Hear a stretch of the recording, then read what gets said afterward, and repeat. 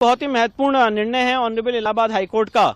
और जितने लोगों ने देश में भ्रम फैलाया था कि ऑनरेबल सिविल जज सीनियर डिवीजन चंदौसी ने 19 नवंबर को सर्वे कमिश्नर जो अपॉइंट किया था वो गलत अपॉइंट किया था और उस अपॉइंटमेंट करने से पहले मस्जिद कमेटी को सुनना चाहिए था, ये एक बात पूरे देश में फैलाई गई थी कि हमें बिना सुने कैसे सर्वे कमिश्नर को नियुक्त कर दिया गया।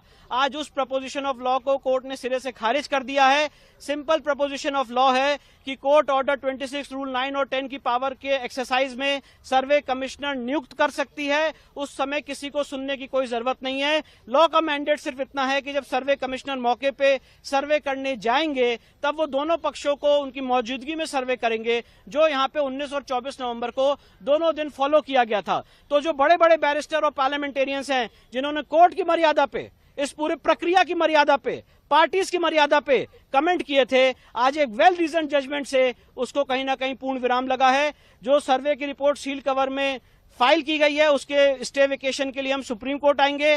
साथ ही साथ ऑनरेबल हाई कोर्ट ने ट्रायल का जो ट्रायल पे स्टे लगा हुआ था उस स्टे को वेकेट कर दिया है। इसका अर्थ यह है कि अब वहां पे ट्रायल आगे फर्दर बढ़ेगा। प्लेसेस ऑफ वर्शिप एक्ट इसमें लागू नहीं होता है क्योंकि दोनों पार्टीज का ये एडमिटेड केस है कि एक एएसआई प्रोटेक्टेड मॉन्यूमेंट है 1958 का और एएसआई एक्ट 1958 से ये गवर्न होता है। तो इसलिए प्लेसेस ऑफ वर्शिप एक्ट के सेक्शन 4 सब क्लॉज 3A में लिखा हुआ है कि जो मॉन्यूमेंट एएसआई एक्ट से गवर्न होते हैं वहां पे प्लेसेस ऑफ वर्शिप एक्ट लागू ही नहीं होगा। इसलिए यहाँ पे प्लेसेस ऑफ वर्शिप एक्ट ना लागू होता है और ना सुप्रीम कोर्ट का 12 दिसंबर का ऑर्डर लागू होता है।